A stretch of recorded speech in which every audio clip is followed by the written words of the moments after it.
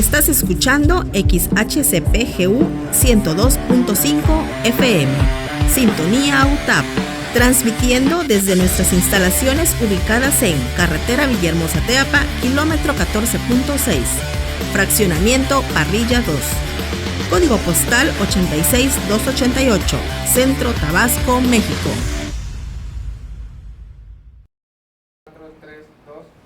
Muy buenas tardes, esto es Reacción Universitaria, el programa de radio de la División de Química de la Universidad Tecnológica de Tabasco. Estamos aprendiendo, enseñando e innovando con química. Buenas tardes.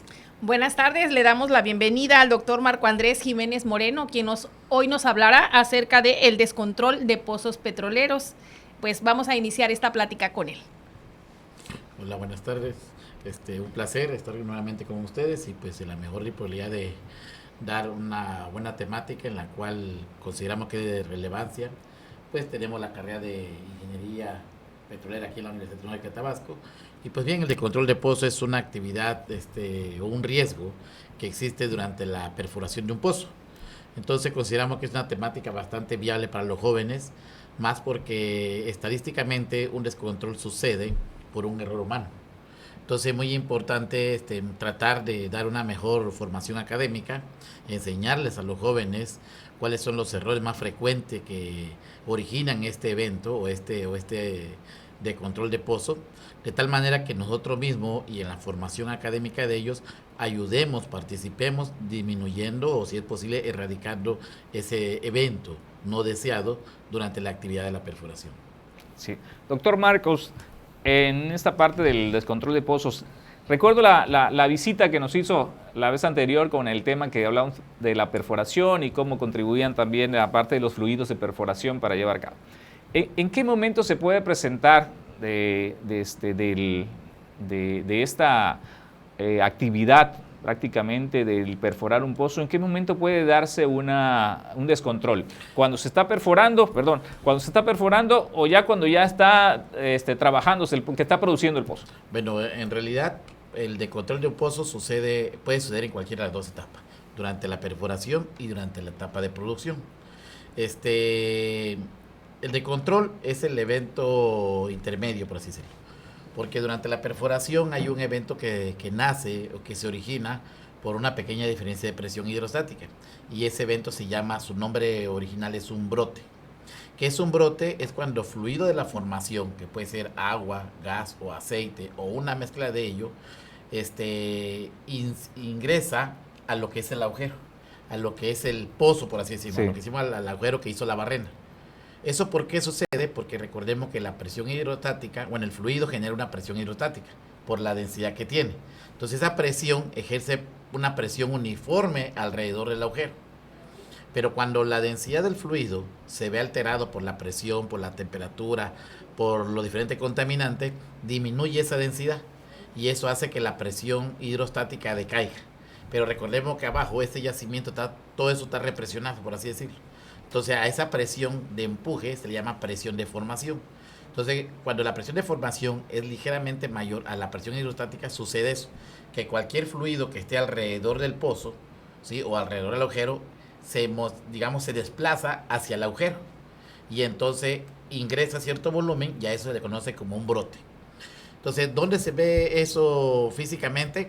Pues el equipo de perforación es un sistema, un circuito cerrado de fluidos, y entonces en las presas, en la superficie, hay 3 presas, y en una de ellas hay un equipo de control de medición, y entonces ahí te das cuenta cuando el nivel de presa empieza a subir. Entonces uno se da cuenta ahí y automáticamente dice la formación está proporcionando fluido hacia el agujero. Por eso hace que el nivel de presa aumente. Eso significa que se está moviendo el fluido de la formación. Entonces cuando uno se da cuenta ahí, tiene tiempo suficiente para que uno pueda mitigar ese evento. Así ese es su nombre correcto, o su origen correcto es el brote. Posterior al brote hay un descontrol. ¿Qué significa eso? Cuando el fluido llega a la superficie. Y posteriormente hay un reventón, es cuando ese fluido ya no es manejado a voluntad propia. Significa que entre la superficie y lo que es el equipo hay un equipo que se llama preventores. Cuando esos preventores ya no tienen la capacidad de cerrarse, de operarse manualmente o hidráulicamente, es cuando todo ese fluido de la formación ya sale a la superficie de forma rápida, descontrolada, y sucede un reventón. Ok. Voy a tratar de recapitular esto, doctor, por las personas que nos están escuchando en casa y a lo mejor no están relacionados con este tema de la perforación y sobre todo del tema que hoy estamos hablando del descontrol de un pozo, ¿no? Ok, tenemos la perforación, como sí. lo habíamos manejado ya en otra ocasión, y usted lo que estaríamos considerando aquí es que ingresa hacia el pozo un fluido que puede ser incluso agua. Y podría mencionarlo ahí como un fluido no deseado ahorita. Sí, se le conoce como un fluido invasor. Exactamente. Ingresa y se va, y nosotros lo vamos a notar ya en esa recirculación que estamos haciendo del fluido, porque se incrementa los niveles. Ahí en la superficie. Efectivamente. Y de ahí digo, ahí le puedo llamar todavía que hay un brote. Que hay un brote. Ya alerta a todos porque hay un brote, ¿no? Sí. Esto ahí es donde puedo hacer todavía, tomar algunas medidas. ¿Y qué medidas se toman? Sí, hay que hacer unas operaciones. Por ejemplo, el equipo de perforación tiene un sistema de alarma automatizado, por así decirlo, ¿no? Pero bueno, en un esquema de la superficie o de lo que se llama contrapozo están los preventores. De los preventores sale una línea de tubería que va directamente a las presas. Esa línea de tubería, por ejemplo, en su parte interior trae como un disco. Y entonces, cuando el fluido que sube a la superficie, cuando está haciendo la circulación, ese fluido se mueve por esa tubería hacia la presa. Entonces eso hace un ruidito, ¿sí? Entonces ese volumen que va a la presa, pues ya como es un circuito cerrado, por así decirlo, entonces ya uno sabe cuál es el nivel de la presa que mantiene. Cuando hay un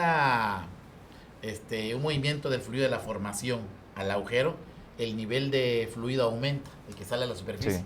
Porque uno es el que está usted circulando con la bomba y ahora es el fluido que entra a la formación. Entonces ese volumen aumenta y se da uno cuenta por el ruido que hace ese disco en el interior de esa tubería de descarga, y aparte en el nivel de presa, como está monitoreada, pues tú te das dando cuenta que el nivel de fluido está subiendo, ¿no? Entonces dice, algo está pasando. Entonces vas y mira la presión y automáticamente te das cuenta que la presión hidrostática es menor a la presión de formación. Entonces eso te sirve para corroborar. ¿Qué es lo primero que tenemos que hacer? Pues de manera inmediata hay procedimiento de cierre de pozo. Lo primero es confirmar que en realidad existe el brote. Sí. Porque lo segundo sería decidir qué tipo de cierre voy a hacer, un cierre suave o un cierre rápido.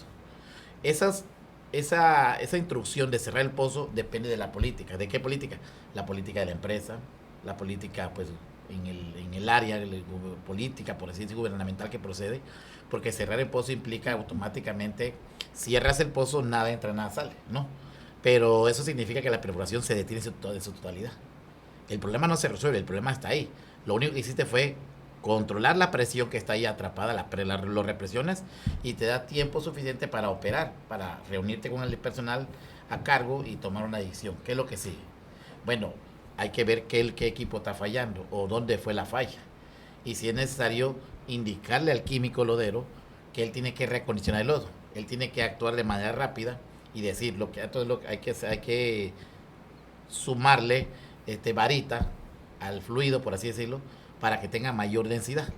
Y entonces con mayor densidad se determina o se calcula la nueva densidad que tiene que el fluido. Por ejemplo, ¿no? Estamos perforando con fluido 1.5. El aumentar la densidad no significa, pues ponle 2. Ajá, ¿no? Sí. Porque como sabemos que la densidad es el equivalente a la presión hidrostática, esa presión hidrostática al momento que le pone 2 de densidad puede ser mucho mayor a la presión de formación. Y entonces ahora tienes un problema mayor porque esa densidad o esa presión mayor puede romper la pared del pozo. Sí. Y entonces eso genera una fractura, que el equivalente sería una pericirculación. O sea, por un lado está entrando, pero por otro lado la columna de fluido que está entrando se te está perdiendo, se está yendo a la formación. Sí, exacto. Entonces el problema dice, no, pues ya la hice, ¿no? Va a llegar un momento que no se va a equilibrar. No, porque ahora la columna de presión que genera la presión hidrostática se va a estar perdiendo más rápidamente. Entonces ahí tienes que decirle exactamente al químico cuál es la densidad que tú requieres, ¿sí? Para que tú tengas un control sobre la presión de formación. Y lógicamente hay pequeños márgenes. Hay márgenes de 0.01, 0.02, 0.03, dependiendo si el pozo es terrestre o el pozo es marino. Sí. Entonces eso se hace por medio de unos cálculos hay metodologías, por ejemplo la metodología de la IADC, Pemex tiene su propia metodología, la IWFC también es otra empresa certificadora a nivel pues transnacional que tienen esas certificaciones, y basado en esos principios uno debe determinar cuál es el factor de seguridad que debe de aplicar para que la densidad no tan solo genere la presión hidrostática mayor, sino que tenga un pequeño factor de seguridad y no exista el riesgo de que se fracture la formación. Sin duda una situación bastante compleja, ¿no? Pero pues en manos de expertos esto puede ser solucionado. Hace un momento, maestro, nos mencionaba acerca de que en su gran mayoría las causas que ocasionan que un pozo se descontrole es por una falla humana. ¿Hay algunas otras causas también? Sí, claro. Hay, por ejemplo, otra puede ser que los equipos fallen. Pero bueno, en la literatura científica, en lo que se reportan, la mayor parte es por error humano. Un ejemplo, o el ejemplo más común es como el que le mencionaba hace rato, cuando no se tiene control sobre la densidad, se le genera mayor densidad del fluido y eso genera una fractura en la formación. Y pues eso se le conoce como pérdidas de una pérdida de circulación, que puede ser natural porque la formación está fracturada, pero puede ser inducida en este caso cuando nosotros hacemos esa operación. Otro ejemplo es cuando se saca tubería a la superficie. Generalmente cuando se perfora un pozo, si es con mesa rotaria se perfora por cada tubería, pero si es con un equipo llamado top dry son 3 tubos a la vez. Entonces muchas veces están sacando tubería y se pierden en el número de tuberías que están sacando a la superficie. Entonces cada tubería, como la plática anterior, hay un principio de Arquímedes que se debe cumplir. Entonces cuando yo saco un tubo, el nivel de fluido baja. Saco otro tubo, nivel de fluido baja. Pero no tan solo es sacar la tubería, sino que muchas veces hay un evento que se llama tubería seca y tubería mojada. ¿Cuándo es tubería seca? Cuando sacas solamente la tubería. Y en el interior de la tubería no hay fluido, ¿no? Entonces se le llama tubería seca. Pero muchas veces tú puedes sacar la tubería mojada, es decir, llena de fluido. Entonces tú tienes que restarle al volumen de fluido el volumen de acero de la tubería más el volumen de fluido que va dentro de la tubería. Entonces cuando tú sacas demasiada tubería, pues el nivel de fluido en el espacio anular baja. Y eso disminuye la presión hidrostática. Otro ejemplo es que cuando el perforador está haciendo su actividad, que es perforar, hay una actividad que se llama repasar el agujero. Cuando entra y saca o mete la tubería o la sarta de perforación, eso genera una diferencia de presión. No sé si seguramente le ha pasado a ustedes cuando vamos a pescar o vamos a una laguna o cuando hay lodo. Muchas veces metemos el pie y queremos sacar el pie y ya no se puede, maestro, ya no se puede. Hasta la chancla se queda ahí abajo. Se queda la chancla, la bota, hasta los tenis, lo llevas amarrado y ahí se queda. Entonces, ese mismo evento que sucede en la vida cotidiana sucede en un pozo. Entonces, cuando nosotros levantamos la sarta, hay una disminución, pero cuando metemos la sarta, hay un aumento de presión. Eso se va a estar relacionado con la viscosidad del fluido, que ahora es otro elemento importante, ¿no? La viscosidad generalmente se agarra para transporte de los recortes a la superficie y la densidad se agarra para cuestión de la presión hidrostática. Entonces, esos son algunos de los más comunes, que suelen suceder en el pozo. Difícilmente se va a encontrar un pozo que no tenga una pérdida de circulación o una diferencia de presión o un brote. Es muy difícil. Sí suceden, pero lógicamente hay que seguir la metodología de la perforación y estar muy atento a las variables principales para que eso no suceda. Sí, precisamente era lo que iba a preguntar ahorita, más que si algunos pozos durante su vida desde la perforación y la producción, puede ser que no hayan presentado en ningún momento ni siquiera un brote. Sí, puede suceder, ¿no? ¿Y eso se lo podría atribuir también al personal que está operándose? En gran parte sí. Las certificaciones que le mencionaba hace rato, la IADC, la de WFC o la propia temática de Pemex, es asegurar que el personal está capacitado, adiestrado en la cuestión de perforación y control de un pozo. O sea, no tan solo la capacitación es para que el personal esté en la jugada, ¿no? Sino también el resultado inmediato sería pues disminuir la posibilidad de que ocurran unos eventos, ¿no? Por ejemplo, hay un equipo automatizado que se agarra para disminuir ese riesgo, pero eso cuesta mucho dinero. Entonces, por eso en la industria petrolera ese equipo no se utiliza desde el momento que empieza a perforar. Pues imagínense, si usted perfora 6,000 metros, pues ese equipo gana todo. Y tengo ahí el rentado el equipo, ¿no? El equipo se usa, no se usa, está ganando, ¿no? Sí. Entonces ya no va a quedar ganancia. No, claro. Entonces, ¿qué es lo que se hace? Que se hace todo, lógicamente, se hace toda una ingeniería y determinan más o menos a qué profundidad sucedió ese tipo de evento. Entonces, lo que hacen como factor de seguridad, bueno, vamos a contratar ese servicio o ese equipo y lo vamos a utilizar de tal profundidad a tal profundidad. De tal manera que la posibilidad de que exista ese evento pues, se disminuya, ¿no? Y entonces se pueda lograr la perforación sin ningún problema. Ha sucedido, hay pozos, pues, seguramente hay pozos que nunca han tenido un problema y pues, que bueno, ¿no? Pero también depende, pues lógicamente, del personal humano, que el equipo de trabajo esté capacitado y esté haciendo la cosa a como procede ahora sí que en los procedimientos de la perforación, ¿no? Por eso uno de los grandes ingenieros en el área de control de pozos decía que las certificaciones no es solo que el personal apruebe, ¿no? Sí, claro. Sino que en verdad tengan las competencias necesarias para actuar en tiempo y forma. Porque el éxito de un descontrol es al momento que usted confirma la existencia de un brote. Al momento que usted confirma la existencia del brote, usted tiene tiempo suficiente para tomar las acciones pertinentes y ya, se controla. Pero cuando no existe eso, pues muchas veces ya se vienen a dar cuenta de que hay un brote y ya están casi en la superficie. Ya estando ahí es casi imposible detenerlo. Pues. Por mucho que active los preventores, pero si ya la presión te ganó, ya no vas a poder cerrar el pozo. Entonces, si el personal está debidamente capacitado, seguramente el riesgo pues disminuye enormemente. Perfecto. Estamos en el 102.5 de FM. Vamos a una pausa. Aquí estamos en su programa Aprendiendo, Enseñando, Innovando con Química. Regresamos. Estás escuchando XHCPGU 102.5 FM. Sintonía UTAP. Transmitiendo desde nuestras instalaciones ubicadas en Carretera Villahermosa-Teapa, kilómetro 14.6. Fraccionamiento Parrilla 2. Código postal 86288. Centro Tabasco, México. Continuamos con este tema de mucho interés, el descontrol de pozos petroleros. Y bueno, nos gustaría también que nos platicara un poquito acerca de cuál es el daño o impacto causado por este descontrol de los pozos petroleros. Bueno, pues la verdad que el impacto pues aplica en todos los rubros, ¿no? El impacto económico, el impacto ambiental, el impacto social. Cuando sucede un descontrol como tal, un reventón, que no se pudo, este evento no se pudo controlar, pues el impacto es en todas las áreas. El impacto social es uno de los más principales, ¿no?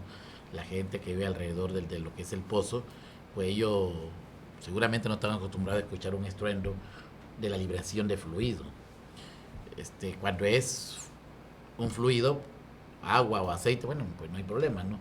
Pero cuando es gas y es gas sulfídrico, existe un riesgo. Hay una contaminación ambiental, una contaminación a la atmósfera, ¿no? Eso es de mayor riesgo.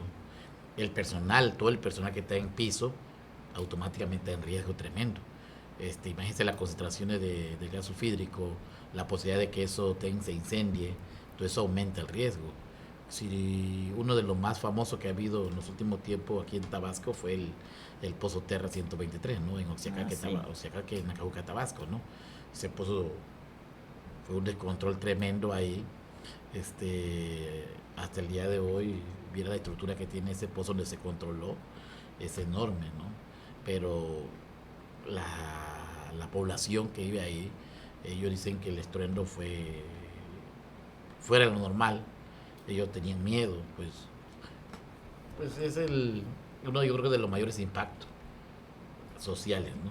El ambiental, pues sí, ciertamente, pues si es, les repito, depende de qué tipo sea, si es de aceite, imagínense que ese aceite llegue al agua, a los ríos, lagunas, mantos acuíferos, entonces viene un problema mayor. Y si hay pérdidas humanas, pues también, ¿no? Claro. Porque, pues como se dice comúnmente, ¿no? La infraestructura, pues bueno, se recupera. Pero una vida humana, pues eso, ¿cómo la vuelves a recuperar? Y si nos vamos a la cuestión de hacia atrás, pues esa persona pudo haber tenido una familia, puede haber tenido hijos, seguramente pequeños, ¿no? Y entonces es un daño colateral. Y entonces cuantificar eso, pues no es tan fácil, ¿no? Entonces ahí es donde radica la importancia. Pero también es cierto que un descontrol, una forma de poderle hacer frente es como un equipo de trabajo. ¿Eso qué significa? Que los jóvenes, los futuros ingenieros petroleros, los futuros técnicos en las diferentes áreas, perforación, fluido de perforación, cementación y todo, deben de saber, tener muy claro que ese tipo de actividades se controla mediante un equipo de personas, ¿no?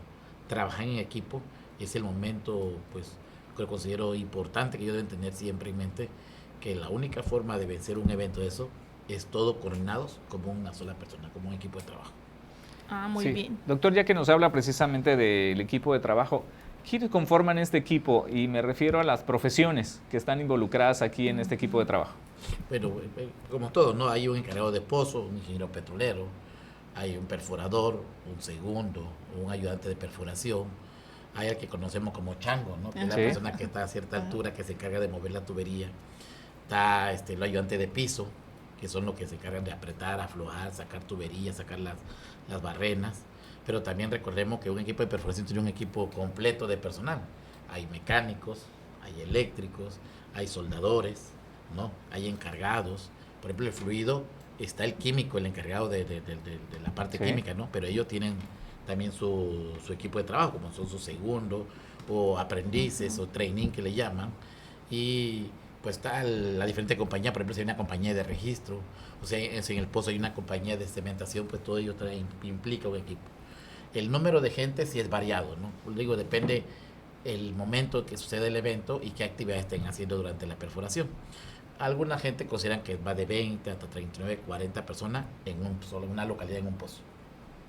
Sí, y precisamente todas esas personas que participan, cuando hablábamos, ya usted nos mencionaba que esto prácticamente inicia con un brote, un descontrol, ahí todos tienen que estar coordinados. Pues sí, que la perforación es un equipo. Sí. Ciertamente el perforador está directamente checando, ellos tienen un panel de control donde están los manómetros, donde te indica las presiones. El químico tiene su personal en la cual periódicamente está checando niveles de presa, dependiendo de la compañía, pero por ejemplo la persona esta llamada Chango, entre una de sus funciones es de vez en cuando hacer un recorrido por las presas para corroborar y observar, determinar el nivel de las presas, que estas se mantengan, ¿no? Entonces cada uno de ellos juega un papel importante durante la perforación de un pozo. Entonces todo ello sumado, todo ese esfuerzo, seguramente se llega a un éxito, ¿no? Pero sí existe el riesgo. Siempre que esté perforando un pozo, existe un riesgo de control. Y cuando se está en producción, también se puede presentar un descontrol. ¿Por qué? Porque muchas veces está produciendo y ¿qué implicaría? Que a lo mejor requiera una operación. Y esa operación, pues, esa reparación de ese pozo implica mover un equipo, mover tal herramienta, tal estructura, y ahí se puede presentar también. No es tan común como el evento de la perforación, no de control durante la perforación, pero sí se ha presentado también. Pues si bien mencionaba, ¿verdad?, que hay un equipo bastante amplio para, pues, laborando en la perforación de pozos, nos gustaría saber cuáles son esas estrategias que son utilizadas para mitigar el descontrol. Bueno, pues lo primero, pues como decía, siempre que se ubica un pozo, se determina un área, ¿no? Y esa área es acordonada, ¿no? Ese es lo primero.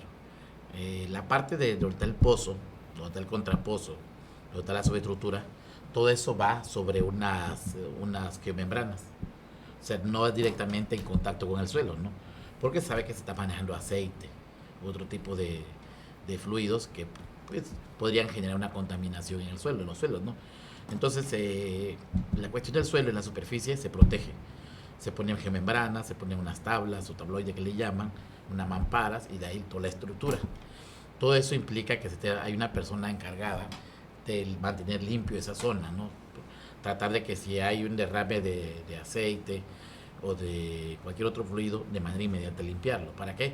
Para disminuir la posibilidad de que tenga un contacto con el suelo al natural, pues el suelo limpio. Entonces todo eso es permanente.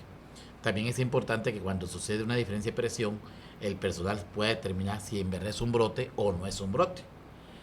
¿Por qué? Porque la política de operación de cierre suave o cierre rápido, pues le decía, no son tan fáciles de aplicar, ¿no? Entonces el personal tiene que estar capaz, tiene que estar adiestrado bien para poder identificar. Ahora, ¿por qué es importante? Miren, el yacimiento es una roca, ¿no? Una roca que tiene porosidad y tiene permeabilidad. La permeabilidad es la facilidad con la cual el fluido se mueve dentro de ella. Si yo estoy perforando un pozo y no conozco la permeabilidad del suelo o de la roca que quiero llegar, entonces yo sé que si es una permeabilidad alta o baja, eso va a significar qué tan fácil se mueve ese hidrocarburo. ¿Sí? Entonces, si yo ya conozco el valor de la permeabilidad, entonces yo ya sé que ese hidrocarburo que se mueve dentro de la roca y que va a entrar al agujero, pues entonces me da tiempo de ejecutar algunas operaciones. Pero si desconozco por completo eso, pues automáticamente no tengo información sobre las posibles acciones que voy a realizar. Entonces sí es importante tener eso. Un pozo, todo pozo tiene esa característica. Tiene el conocer la permeabilidad, te da la información de saber más o menos el tiempo estimado que tú tienes en lo que llegue al agujero, en lo que se desplaza a la superficie, tiempo suficiente para poder operar. Si nosotros conocemos eso en automático, ¿qué hacemos? Pues actuar de manera inapropiada, como a ver, ya está el brote, cierra el pozo, ¿no? Muchas veces te da tiempo, te acercas, ves el espejo de fluido, a qué profundidad está, si está circulando, si está estático, tiene movimiento, y de ahí tomar acciones. O te da tiempo checar el manómetro de presión, cómo está variando, ¿sí? Y en basado a eso te da tiempo tomar nota de las variables principales, acudir con el ingeniero de control del área de control, meten los datos a la computadora, al software, y te da las opciones a tomar de manera pues ya más segura, ¿no? Y automáticamente hace la reunión del equipo de seguridad, del equipo del personal, y le dice, bueno, cada quien va a tomar cierto puesto, y así vamos a controlar el pozo. Pero si desconocemos todo ese procedimiento, esa forma de actuar, pues en automático nos llega, pasamos de brote a un descontrol, a un arrancón, y lo que hacemos es salir corriendo. Oiga, doctor, seguro. Y así como nos mencionaba ya la historia de uno de los pozos petroleros, como fue el Terra, ha habido pozos, si tiene usted conocimiento, que salen de un descontrol y entran en otro y luego están en otro, así como pozos problemáticos. Sí, ha habido. Ha habido ese tipo de eventos que durante la perforación, hay como el brote sucede durante la perforación. Entonces, como bien dice, puede pasar el hecho de que se prestó un evento de este tipo, lo controlaste, continúas perforando cierta profundidad más y se vuelve a presentar el problema. Sí, vuelve a suceder, sí, ha pasado, pues. Aquí en México no tengo la información a la mano, ¿no? Pero en otros países sí ha hado historia de pozos que se han apretado 2 o 3 veces. Ya no han de resultar muy confiables eso. Pues más bien yo creo que como un foco de alerta, ¿no? Como decir, hay que estar en las actividades de manera atenta, de manera responsable, y tratar de hacer lo que nos corresponde de una manera más segura, ¿no? Ese ratito mencionaba acerca del impacto ambiental y el impacto social, y obviamente pues también, como menciona el maestro, debe haber un impacto económico tremendo, ¿no? Sí, no, eso es fundamental. Imagínese, un equipo de perforación llega a valer hasta $20 millones, nada más el equipo de perforación. Y aparte, póngale que hayan 35 personas ahí, cada una tiene un valor agregado, ¿no? Que ya dije, claro, el valor económico es lo de menos, ¿no? Porque pues hay un daño colateral hacia atrás por cada uno, si tiene familia, ¿no? Pero ahí súmele eso, y si es un daño ambiental, no es que lo va a usted a resolver a los 3 días, ya desapareció el daño ambiental, ¿no? Porque claro, imagínense, si es gas, pues hay contaminación en el aire, ¿no? Si es aceite y toca el suelo, pues también, pero si toca un manto acuífero, ¿cuánto tiempo lleva limpiar todo ese daño ambiental, ¿no? Y eso lógicamente lleva muchas veces años. Y si hay daño a la población, pues lo más común son las demandas, ¿no? Y eso demanda muchas veces sale más caro todo el pleito legal que está la cuestión ambiental o el valor del pozo. Sí. Hay mucha información sobre ese tipo de eventos, ¿no? Y en la parte ambiental, ¿verdad, doctor? Que hoy en día, bueno, en nada se parecen los pozos a años anteriores en que había tal vez un descuido, pero hoy en día se ve muy limpio, todo muy ordenado en los pozos petroleros. Sí, lo que pasa es que, bueno, ha ido cambiando la tecnología, ¿no? Sí. Antes, cómo se perforaba, era un arte, era más rústico, más de campo, ¿no? Hoy en día, pues ya se cuenta con equipos, tecnología más avanzada, ¿no? Que te permiten, pues, disminuir el riesgo de ese tipo de eventos, ¿no? Como el que mencionaba, el equipo creo que es PDM, que se llama, que es el que es control automatizado de presiones, ese equipo pues seguramente elimina la posibilidad de que exista ese evento, ese suceso, ¿no?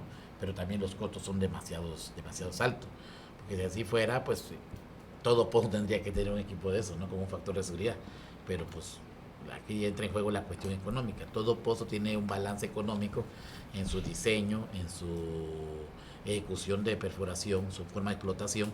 Pues uno sabe que un pozo cuánto puede producir, a cómo está el barril actualmente en el mercado y cómo lo vas a operar, de tal manera que tenga pues algo rentable, ¿no? Si no, no fuera viable la explotación de pozos petroleros. Muy bien, maestro, pues agradecemos la amplia explicación en relación a este tema. Doctor Marco Andrés Jiménez Moreno, nos vemos hasta la próxima. No se olviden seguirnos en nuestras redes sociales.